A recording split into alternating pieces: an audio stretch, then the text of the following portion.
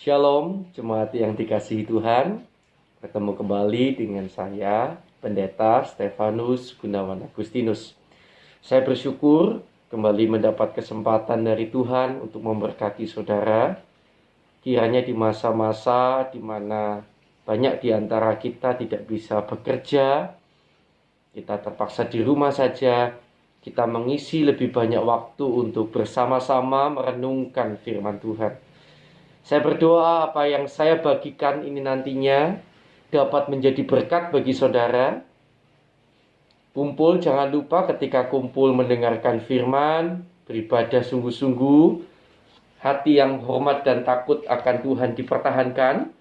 Dan jangan lupa kalau bisa nyanyi buat Tuhan sebelum saudara bersama-sama mendengarkan lebih lanjut.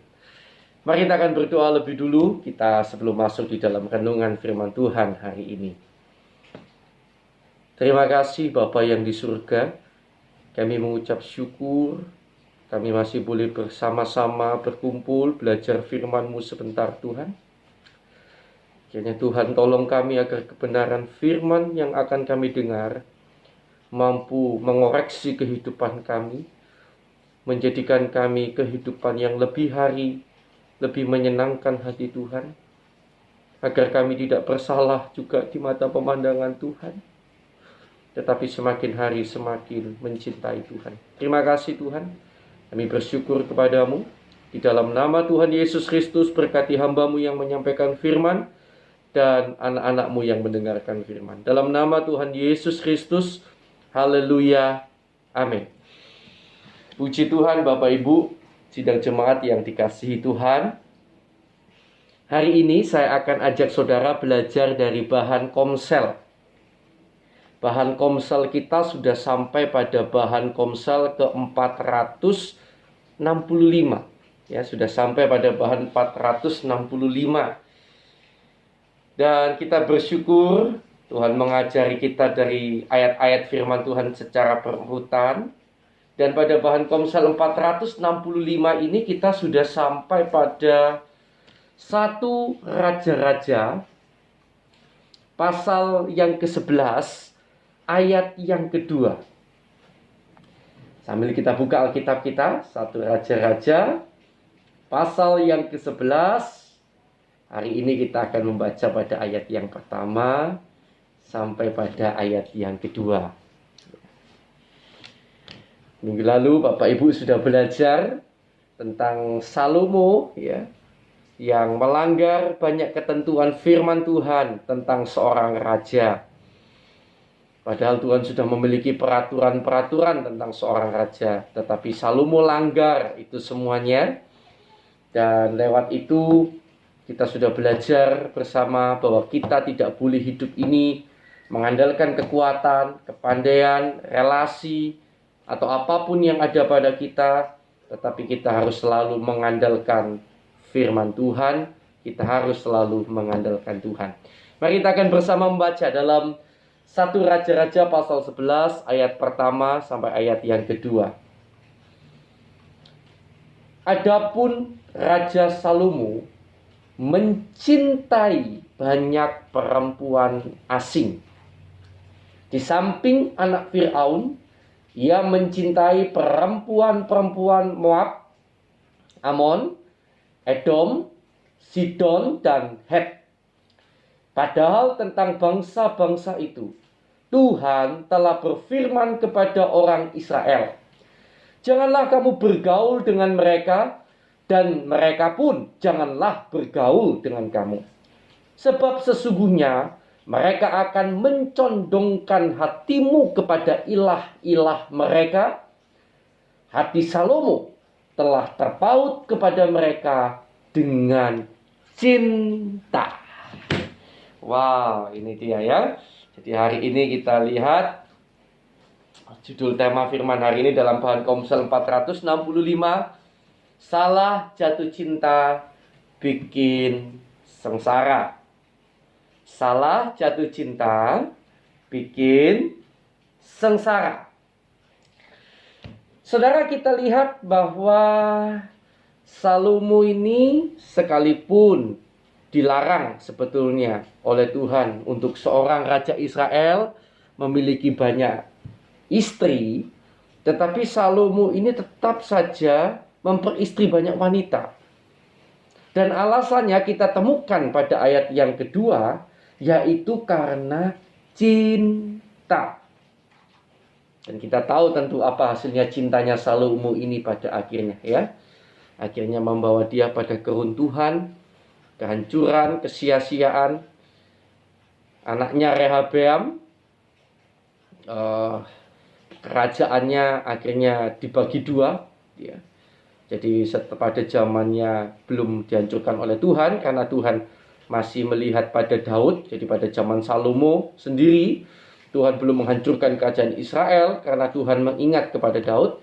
Tetapi kemudian pada zaman anaknya Salomo, kerajaan itu pecah jadi dua, ya.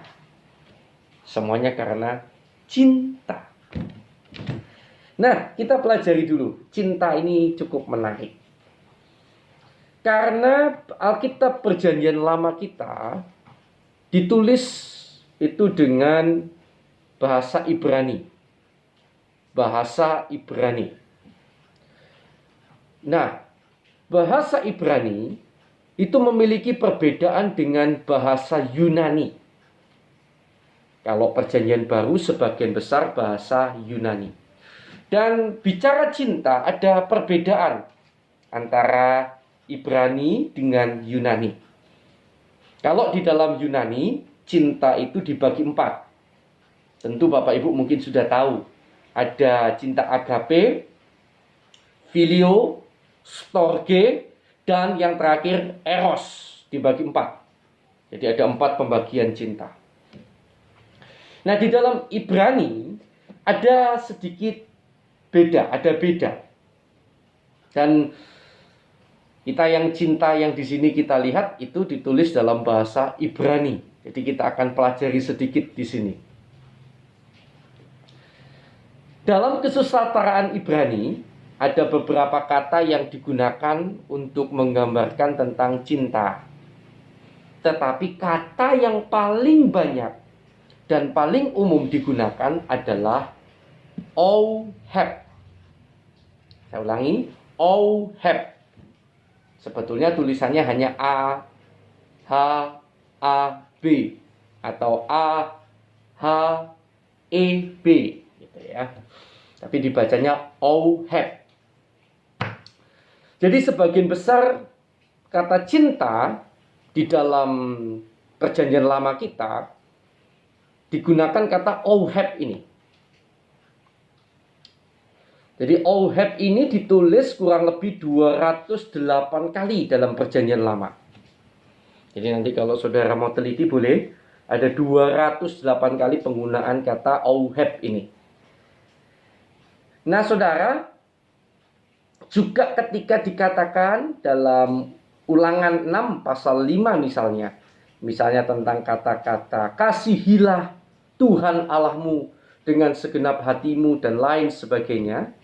Nah, kata kasihilah itu juga oheb. Ya, sama. Jadi ohebnya Salomo sama dengan digunakan juga kata oheb dalam kata kasihilah Tuhan Allahmu. Jadi kita lihat di sini tidak ada perbedaan ya antara seperti di Yunani. Kalau di Yunani misalnya mungkin cintanya Salomo itu dibilang eros gitu. Kemudian ketika bicara kasihilah Tuhan Allahmu pakai kata agape. Tetapi di dalam Ibrani tidak, sama, oheb. Nah, saudara, kalau saudara teliti sepanjang 208 kali kata-kata ini digunakan, saya sudah teliti, jadi kalau saudara mau meneliti boleh. Sepanjang 200 kali kata-kata ini digunakan, kata ini dapat disimpulkan sebagai berikut. Maksud kata-kata ini, kata-kata oheb ini dapat disimpulkan sebagai berikut. Oheb adalah perasaan tertarik. Perasaan tertarik. Jadi saudara tiba-tiba timbul ketertarikan ya, pada seseorang atau sesuatu. Jadi baik kepada orang ataupun kepada sesuatu, misalnya benda atau atau hobi dan lain sebagainya. Jadi perasaan tertarik kepada seseorang atau sesuatu yang mengakibatkan kita ingin mendapatkan seseorang atau sesuatu itu. Dan bahkan rela berkorban demi mendapatkan seseorang atau sesuatu itu. Ya, jadi pengen dapat. Jadi perasaan tertarik terhadap seseorang atau sesuatu yang membuat kita itu ingin mendapatkan. Bahkan rela berkorban untuk bisa mendapatkan seseorang atau sesuatu itu. Jadi dalam hal ini, auheb seseorang itu dinilai, terutama besar kecilnya itu dinilai dari seberapa jauh seseorang rela berkorban untuk mendapatkan seseorang atau sesuatu itu. Nah, ini dia saudara ya. Nah, Salomo yang rela mengorbankan Tuhan, rela mengorbankan firman Tuhan demi memperoleh istri, maka dari situ kita tahu mana yang Salomo lebih cinta. Kalau dalam perjanjian lama, mana yang Salomo lebih auheb, istri-istrinya itu atau Tuhan. Kita tahu langsung bahwa ternyata bisa jadi, sekalipun bukan berarti Salomo nggak cinta Tuhan, bukan. Tetapi Salomo ternyata lebih mencintai istri-istrinya ini lebih daripada Tuhan. Terbukti dari apa? Dia lebih rela mengorbankan Tuhannya, perkataan Tuhannya, demi mendapatkan istri-istrinya ini. Nah, saudara, pertanyaan sekarang kembali kepada kita. Bagaimana dengan kita? Auheb kita kepada siapapun itu lumrah. Kita punya auheb, kita punya cinta, kita punya perasaan tertarik sampai rela berkorban dan untuk mendapatkan sesuatu itu lumrah. Tetapi pertanyaannya begini, antara hal itu atau orang itu dengan Tuhan,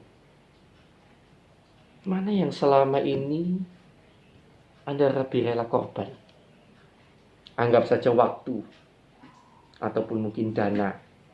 Misalnya saja, saya nggak bilang pekerjaan ya. Saya nggak mau masuk di dalam lebih cinta pekerjaan atau Tuhan, karena terkadang pekerjaan itu mau tidak mau karena harus tanggung jawab. Saya tidak bilang di situ. Tapi yang saya maksud adalah di luar pekerjaan, misalnya hobi saudara. Misalnya keluarga saudara. Apakah salah saudara cinta keluarga? Tentu tidak salah. Siapa bilang salah?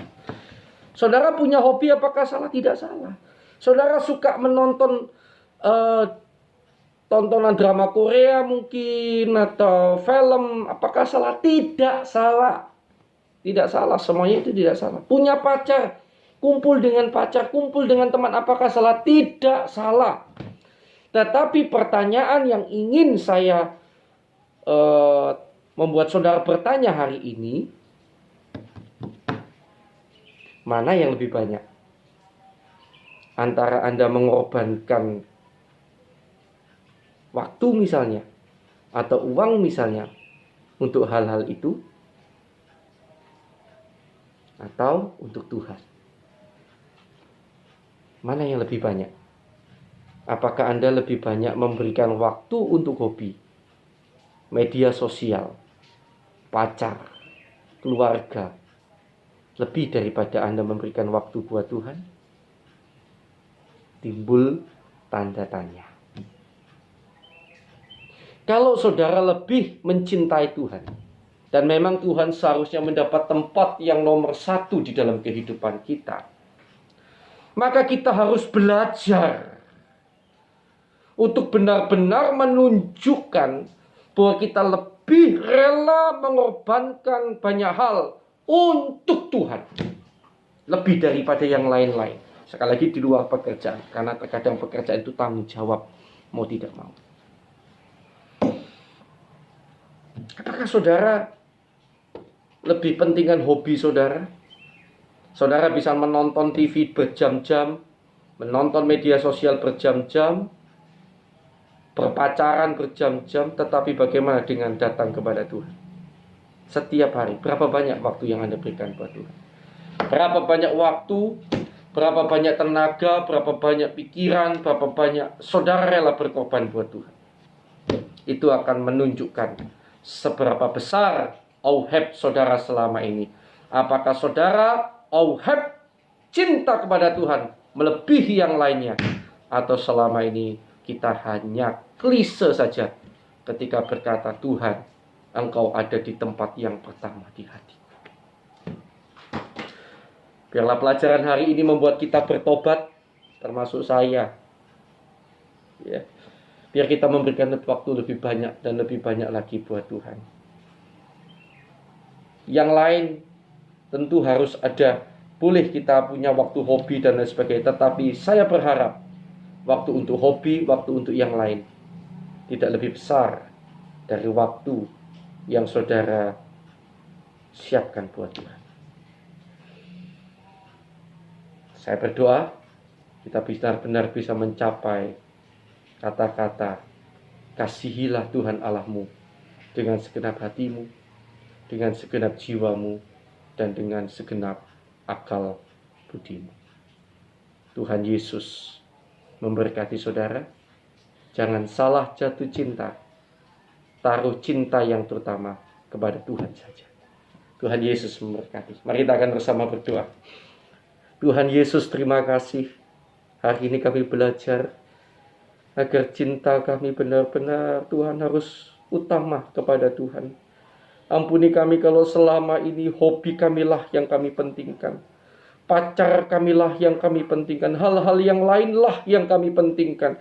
Sehingga semuanya itu menyita lebih banyak waktu daripada waktu kami yang kami sediakan buat Tuhan. Tuhan, kami datang kepadamu. Ampuni kesalahan kami ini Tuhan. Biarlah Tuhan kembalikan kami pada jalan yang benar.